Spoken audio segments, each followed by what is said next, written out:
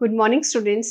आज हम पढ़ेंगे पाठ 9 अकबरी लोटा, जिसके लेखक हैं अन्नपूर्णानंद वर्मा और इनका जो जन्म है वो 21 सितंबर 1895 को हुआ। व 4 दिसंबर 1962 को ये मृत्यु को प्राप्त हुए। इन्होंने अपने जीवन में बहुत सारा लेखन कार्य किया।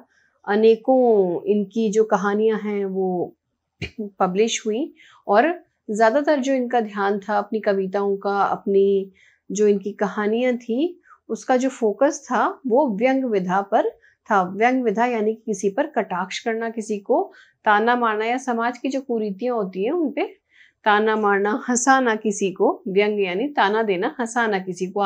हम इसे बहुत लाइट ही लेते हैं यहाँ पे, क्योंकि जो प्रस्तुत कहानी है उसमें भी लेखक ने व्यंग विधा का ही उपयोग किया है और हमें हंसने पे मजबूर कर दिया है। आप हंस के लोटपोट हो जाएंगे कहानी पढ़ते पढ़ते। आपको बहुत ही मजा आने वाला है इस कहानी को पढ़कर। बहुत ही कहानी मजेदार है।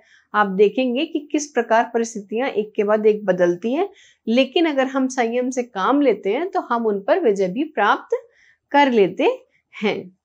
चलिए, इस कहानी के जो मुख्य पात्र हैं, मुख्य पात्र वैसे 3 ही हैं, लेकिन टोटल कहानी के जो 4 पात्र हैं मैं उनसे आपका इंट्रोडक्शन कराती हूँ, आपका परिचय कराती हूँ। ये हैं लाला झाऊमल, जिन पे जो मेन कहानी के कैरेक्टर हैं, इसके मेन किरदार हैं।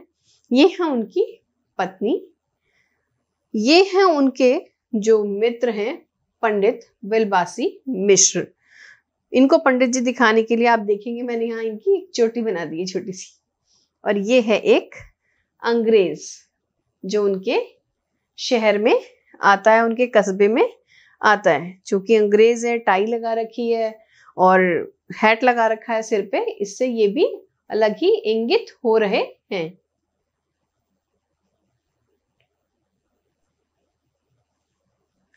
और यहाँ एक मैंने अकबरी लोटा भी बनाया, जिसका वर्णन लेखक ने कुछ इस प्रकार किया है कि वो बिल्कुल डमरू जैसी शेप का था।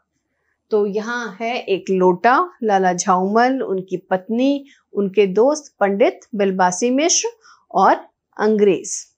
तो कहानी कुछ यूं है कि जो लाला झाऊमल थे वो बहुत ही अमीर व्यक्ति थे, यानी कि उनको खाने पीने की दिक्कत नहीं थी। अमीर के संदर्भ में यहाँ ये कहा गया है जिसको खाने पीने की दिक्कत ना हो। अच्छे पैसे कमाते थे, उस टाइम के जमाने के हिसाब से वो साहूकार कहलाते थे। तो लेकिन बात ये थी कि एक बार उनकी पत्नी ने उनसे 250 रुपए मांग लिए, इकट्ठे 250 रुपए मांग लिए। तो यूं तो वो खाने पीने की उनके घर में कोई कमी नहीं थी, पैसा खर्च करने की कोई भी कमी नहीं थी, लेकिन 250 रुपए एक साथ आना बहुत ही मुश्किल काम था उनके लिए। उन्होंने कभी भी जिंदगी में एक साथ इतने रुपए नहीं देखे थे।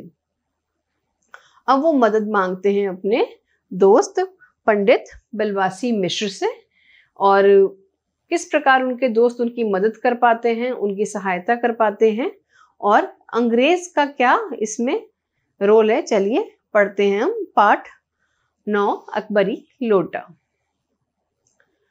लाला झाऊमल को खाने पीने की कोई कमी नहीं थी।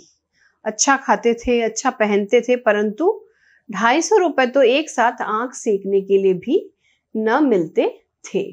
आंख सेकना यानी कि एक मुहावरा है। आंख सेकना यानी कि देखकर किसी चीज को आनंद लेना, जो हमारे पास होती नहीं है पर हम उसको देखकर ही खुश हो जाते हैं। जैसे आप जाते होंगे, बाजार जाते होंगे, मम्मी पापा के साथ मेले जाते होंगे, बहुत सारी चॉकलेट्स होती हैं, बहुत सारे टॉयज होते हैं।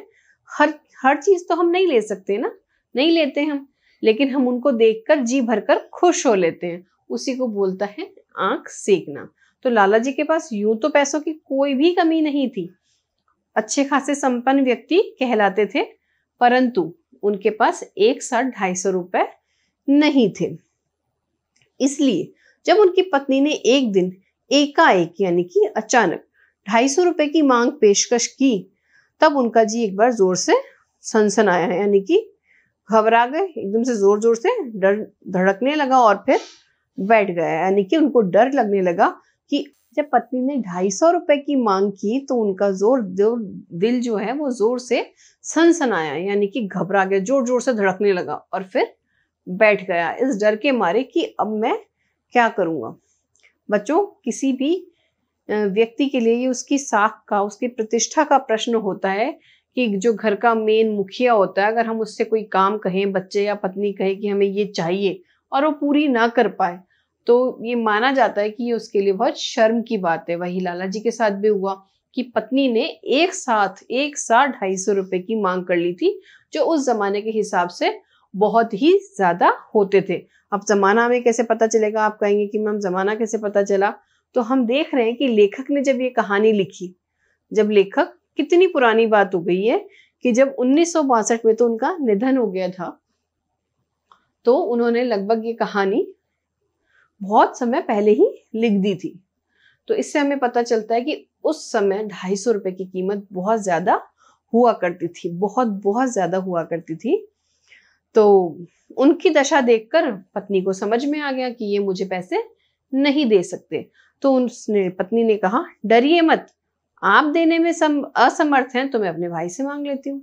असमर्थ यानी देने के काबिल नहीं है तो कोई बात नहीं, मैं मेरे भाई से मांग लेती हूँ।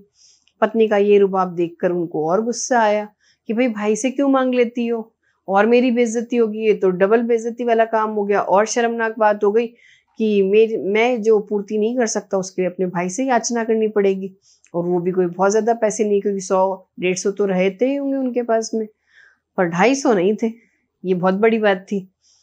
अब इस बात पे लाला झाऊमल जो थे वो तिलमिला उठे, यानी बहुत ज्यादा क्रोधित हो उठे। उन्होंने रौब के साथ कहा, अजी हटो, 250 रुपए के लिए भाई से भीख मांगोगी? तो मतलब 250 रुपए के लिए तुम अपने भाई से भीख मांगने जाओगी और मुझे नीचा दिखाओगी? मुझसे ले लेना। पर चूंकि जो पत्नी है वो बहुत समझदार थी, वो जानती, वो भी तो अपने घर की परिस्थिति जानती थी, उसको पता था मेरे पति के पास इतने पैसे नहीं हैं। तो वो समझ गई उनकी हालत देखकर, और उस झूठे रुबाब को देखकर पत्नी को ज्ञात हो जाता है कि ये मुझे सिर्फ बुद्धू बना रहे हैं। जो पत्नी भी बहुत चालाक थी, पत्नी बोलती लेकिन मुझे चाहिए इसी जन्म में, इसी जिंदगी में चाहिए मुझे 250 रुपए। तो जो लाला झाऊमल है वो बहुत रोब के साथ खड़े होते हैं, झूठ, अंदर से तो वो डरे हुए हैं लेकिन झूठ के साथ खड़े होते हैं और बोलते हैं कि आज से 7वें दिन तुम मुझसे पैसे ले लेना, आज से 7वें दिन में तुम्हें 250 रुपए दे दूंगा। लेकिन जब 4 दिन ज्यों त्यों में बीत गए, ज्यों त्यों यानी कि ऐसे चले गए, वो पैसों का कुछ खास इंतजाम नहीं कर पाए। उन्हें समझ में नहीं आ रहा था कि इतनी बड़ी रकम वो कहाँ से जुटाएं, आखिर ऐसा क्या करे कि 250 रुपए उनके पास आ जाएं। और जब 4 दिन के बाद भी रुपयों का कोई प्रबंध नहीं हो सका तो वो डरने लगे, उन्हें चिंता सताने लगी कि अब जो है प्रश्न जो है उनकी प्रतिष्ठा का था, यानी कि उनके सम्मान का था, कि अपने ही घर में मेरी प्रतिष्ठा क्या रहेगी कि एक छोटी सी मांग को जिंदगी में मैं पूरी नहीं कर पा रहा हूँ। कहने को तो मांग बड़ी थी, परंतु मुखिया का कर्तव्य होता है कि वो घर के हर सदस्य की जरूरत को पूरा करे। तो ये बात जो है वो उनकी प्रतिष्ठा की थी। अपने ही घर में अपनी साख जाने का पूरा उनको डर लग रहा था कि अब तो मेरी साख जाएगी, यानी कि मेरी इज्जत गिर ही जाएगी। देने का पक्का वादा करके भी अगर दे ना सका तो अपने मन में वह क्या सोचेगी, यानी पत्नी मेरे बारे में क्या सोचेगी कि क्या मैं इस लायक भी नहीं हूं कि 250 रुपए का इंतजाम कर सकूं। कोई बात नहीं, इसी चिंता में, इसी सोच विचार में जब 4 दिन बीते, 4 दिन के बाद उनका एक दिन और बीत गया। 4 दिन बीत गए, 4 दिन के बाद एक दिन और बीता, और 5वें दिन घबराकर उन्होंने अपने मित्र जो पंडित बिलबासी मिश्र हैं, पंडित जी को उन्होंने अपनी विपदा का कारण बताया कि मुझ पे किस प्रकार मुसीबत आ पड़ी है कि अब मैं क्या करूं।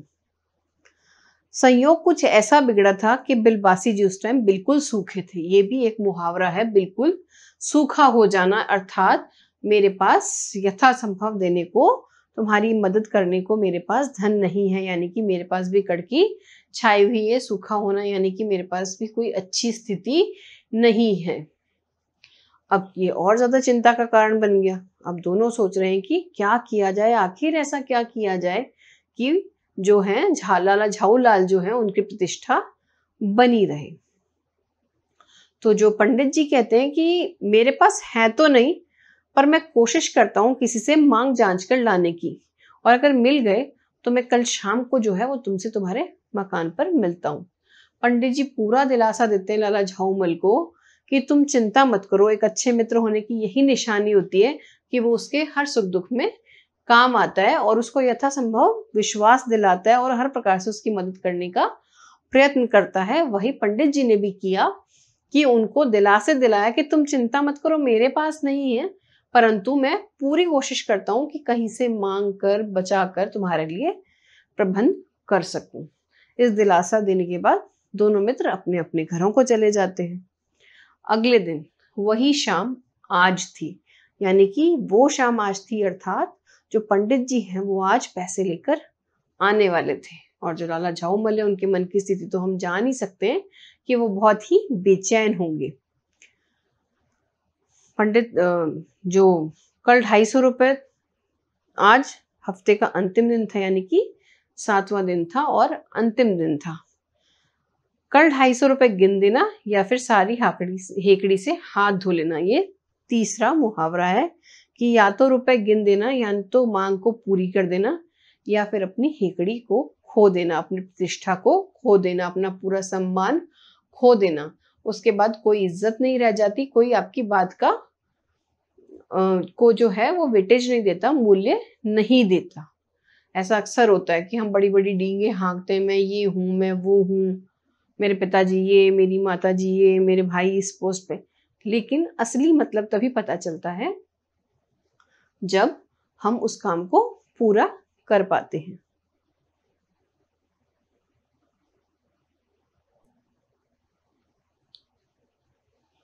तो आज शाम को ही पंडित जी को आना था रुपए लेकर, और यदि ना रुपए लेके आए, ना प्रबंध कर सके, इसी तरह के विचारों से, इसी तरह के प्रश्नों से लाला जी का जो दिल था वो बैठा ही जा रहा था। बहुत घबराए हुए थे कि आखिर आज होगा तो क्या होगा। इसी उधेड़पुन में पड़े लाला झाऊलाल जो हैं वो शाम को छत पर टहल रहे थे। बहुत ही परेशान थे, बहुत बहुत ज्यादा परेशान थे। कोई सीमा नहीं थी उनकी परेशानी की, क्योंकि बात उनके सम्मान की थी, वो भी पत्नी के सामने।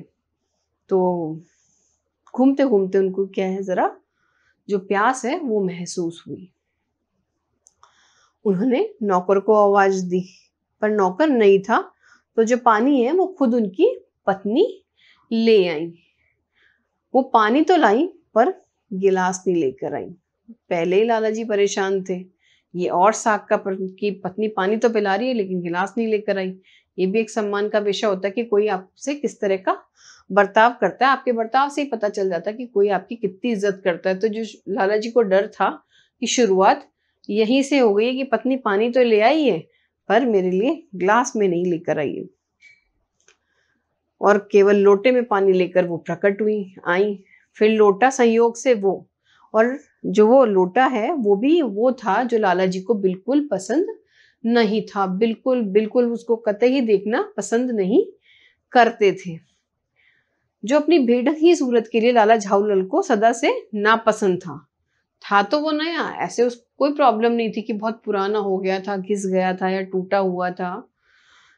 लेकिन जो उसकी बेढंगी शेप थी, यानी कि जो उसकी बनावट थी, वो लाला जी को कतई पसंद नहीं थी। पिछले साल का था, लेकिन जो उसकी गढ़न थी, जो उसकी बनावट थी, वो इस प्रकार की थी कि जैसे उसके पिताजी डमरू और माताजी चिलम रही हो। जैसा कि मैंने आपको बना के दिखाया है यहाँ पे, डमरू की शेप का, डमरू के आकार का वो कुछ लोटा था।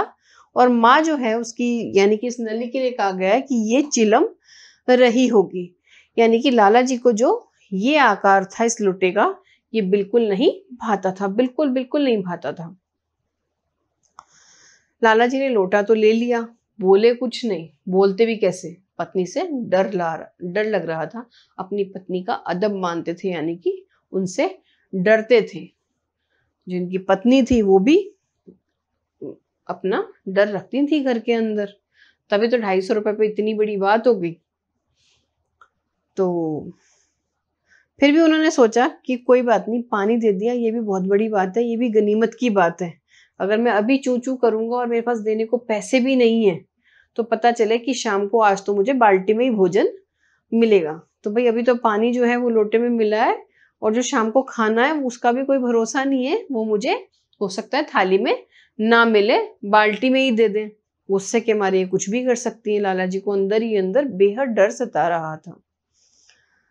और उस टाइम मेरी इज्जत का क्या रह जाएगा कि जब ये शाम को खाना मुझे बाल्टी में दे देगी, फिर तो कुछ भी नहीं रह जाएगा और मैं अपनी ही नजरों में गिर जाऊंगा। इसलिए उन्होंने कुछ भी चू नहीं की और उसी लोटे से पानी पी लिया। अब लाला जी गुस्सा करके पानी तो पीने लगे, लेकिन जो वो खड़े थे ना छत पे टहलते टहलते, वो बिल्कुल मुंडेर यानी कि जो छत की बिल्कुल एज होती है, रेलिंग होती है, वहीं पर खड़े थे। अब जिन बुजुर्गों ने पानी के संबंध में नियम बनाए, बच्चों पानी पीने के संबंध में कुछ नियम हैं जो हमारे बड़े बुजुर्ग कहते हैं, आपने भी अपने घर में सुना होगा कभी दादी से, नानी से, दादा से।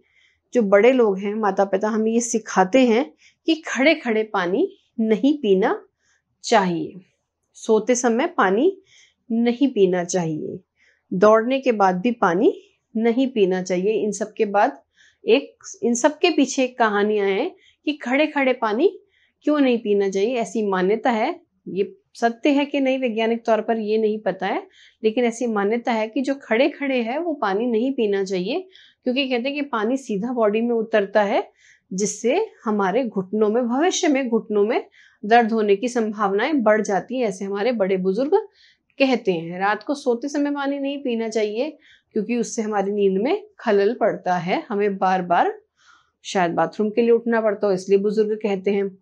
और फिर कि दौड़ने के बाद, क्योंकि दौड़ने से जो हमारे शरीर में बहुत तेज ऊर्जा उत्पन्न होती है, बहुत गर्म हो जाता है, उसके बाद एकदम से पानी नहीं पीना चाहिए, वो भी नुकसानदायक होता है। तो इस प्रकार के नियम जो बड़े बुजुर्गों ने बनाए हैं, तो लाला जी कह रहे हैं कि उन्होंने ये नहीं बताया कि छत की मुंडेर पे खड़े होकर पानी नहीं पीना चाहिए, यानी कि यहाँ कुछ गड़बड़ हुई है। तो देखिए देखते हैं हम क्या गड़बड़ हुई है इस कहानी में, कि छत की मुंडेर के पास खड़े होकर पानी ना पीने से जान पड़ता है कि इस महत्वपूर्ण विषय पर उन लोगों ने कुछ भी नहीं कहा है। लाला झाऊमल मुश्किल से 2 घूंट पानी पी पाए होंगे, ना जाने कैसे उनका हाथ हिल उठा और लोटा छूट गया। अब आप समझ सकते हैं कि जब लोटा छत से गिरा होगा, इतनी ऊंचाई से जब कोई चीज गिरती है, तो जरूर जो बंदा नीचे होता है या जो कोई वस्तु नीचे पड़ी होती है उस पर चोट जरूर करती है, यानी कि नुकसान अवश्य होता है। 90% तो हम मानते कि नुकसान हुआ होगा, या 10% हमारे भाग्य से नहीं भी हो सकता है। लोटे ने दाएं देखा ना बाएं, लोटे ने दाएं देखा ना बाएं, वह नीचे गली की ओर चल पड़ा। बड़े वेग से, बड़ी तेजी से जो लोटा है वो उसने नीचे की ओर गति पकड़ ली, अपनी वेग में उल्का को ले जाते हुए, यानी कि इतनी तेज वो जा रहा है कि किसी भी उल्का पिंड को भी लजाता हुआ वह आंखों से एकदम से ओझल हो गया। आंखों से ओझल यानी आंखों को कोई चीज दिखाई न देना, एक समय सीमा के बाद आंखों से ओझल हो जाना, यानी हम उस चीज को नहीं देख पाते हैं।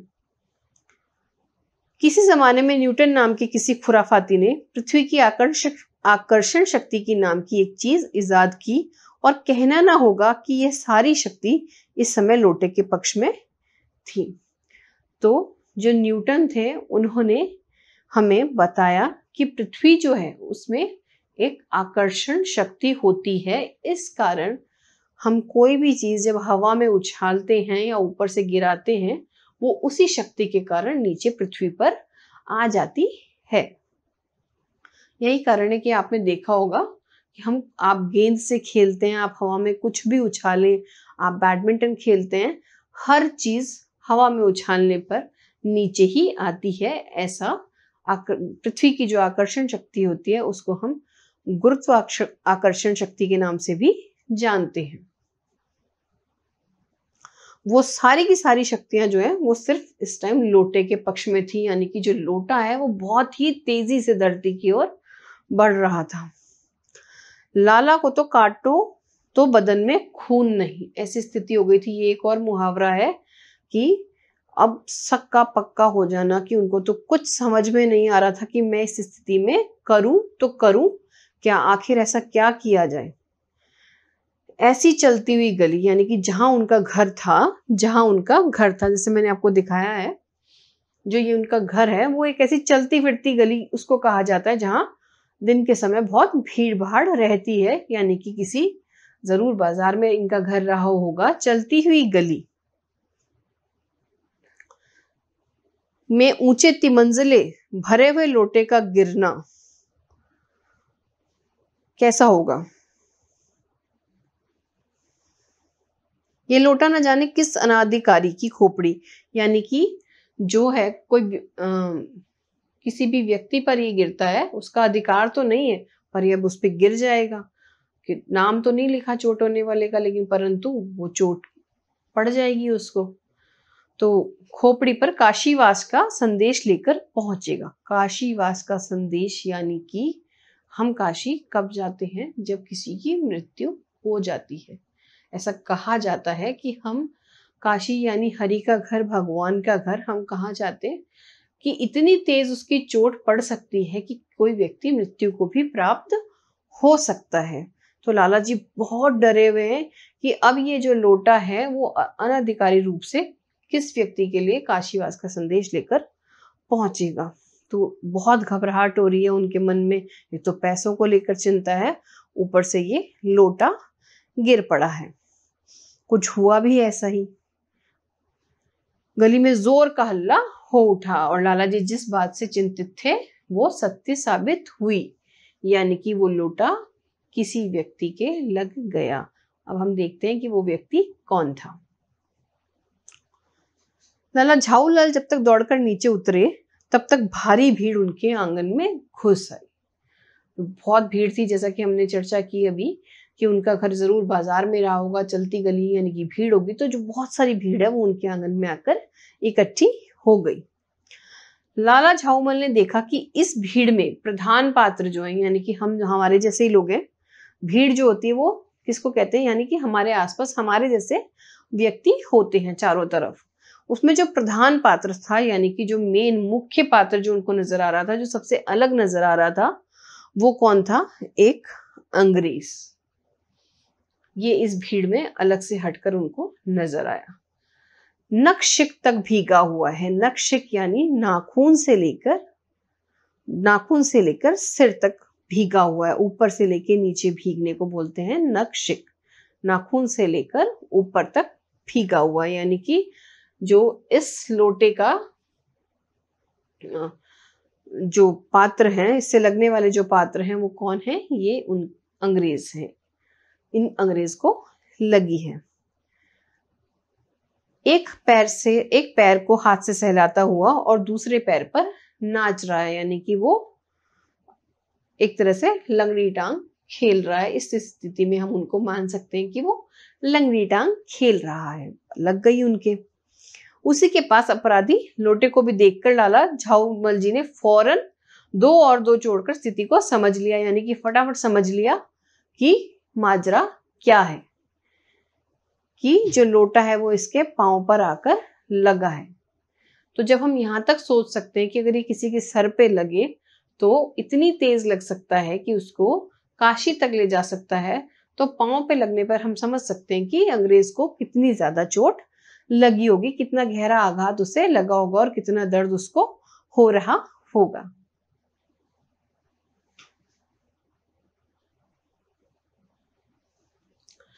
गिरने से पूर्व लोटा दुकान के एक साइबान से टकराया। साइबान अर्थात छाया के लिए लगाए जाने वाला कपड़ा या कोई मेटल शीट, कुछ भी, उसको हम साइबान बोल सकते हैं। वहां टकराकर उस दुकान पर खड़े उस अंग्रेज को पानी से सांगो पांग, बहुत ही रोचक शब्द यहाँ पे लेखक ने इस्तेमाल किया है, सांगो पांग, यानी कि पूरी तरह से भिगो देना, स्नान कराया और फिर उसी के बूट पर यानी जूते पर आ गिरा। उस अंग्रेज को जब मालूम हुआ कि लाला झाऊलाल ही उस लोटे के मालिक हैं, तब उसने केवल एक ही काम किया, उसने मुंह खोलकर छोड़ दिया। यानी कि अंग्रेज ने क्या किया कि ऐसा मुंह खोला कि इतनी बातें, इतनी अनाप शनाप गालियां उनको देना उन्होंने शुरू किया कि वो चुप ही नहीं हुए, गलत गलत बातें बोली, उनकी बेइज्जती करी और इतनी गालियां दी कि लाला झाऊलाल को कुछ समझ में नहीं आया कि मेरे साथ हो क्या रहा है। और उनको ये पता चला कि अंग्रेजी में पहली बार इतनी गालियां भी होती हैं और जो अंग्रेजी का क्षेत्र है वो इतना विस्तृत है, इतना बड़ा है और इंग्लिश में भी इतनी सारी गालियां होती हैं, इतना सारा उसका कोश है, यानी कि इतना भंडार है, अंग्रेजी में भी इतना बड़ा भंडार होता है। अपना मुंह खोलकर छोड़ दिया। लाला झाऊलाल को आज ही ये मालूम हुआ कि अंग्रेजी भाषा में भी गालियों का ऐसा प्रकांड कोश है। प्रकांड यानी बड़ा, बहुत बड़ा जो है भंडार है कि गालियां इतनी भी दी जाती हैं, वो भी अंग्रेजी में। इसी समय जो पंडित जी हैं मिश्र भीड़ को चीरते हुए, यानी कि भीड़ को चीरना यानी भीड़ को हटाना, भीड़ को हटाते हुए आंगन में प्रवेश करते हैं। उन्होंने आते ही पहला क्या काम किया कि उस अंग्रेज को छोड़कर जितने भी आंगन में आदमी थे उन सबको निकालना शुरू किया। अच्छे मित्र का धर्म भी यही होता है कि अगर कोई मामला ऐसा हो जाता है तो वो उसका सुलटारा करे। पंडित जी पहले उनको आश्वासन दे चुके थे कि मैं आपके लिए 250 रुपए का इंतजाम करने की कोशिश करता हूँ। सही मित्र का धर्म भी यही होता है और वो इसी टाइम यही करने के लिए आए कि उन्होंने सारी भीड़ को वहां से हटाना शुरू किया ताकि मामले को निपटाया जा सके। फिर आंगन में कुर्सी रखकर उन्होंने साहब से कहा, आपके पैर में कुछ शायद ज्यादा चोट आ गई है, आप आराम से कुर्सी पे बैठ जाइए और देखते हैं आपको कितनी लगी है। और जो अंग्रेज हैं वो बिलवासी जी को धन्यवाद देते हुए बैठ गए और लाला झाऊलाल की तरफ इशारा करके बोलते हैं, आप उस शख्स को जानते हैं क्या?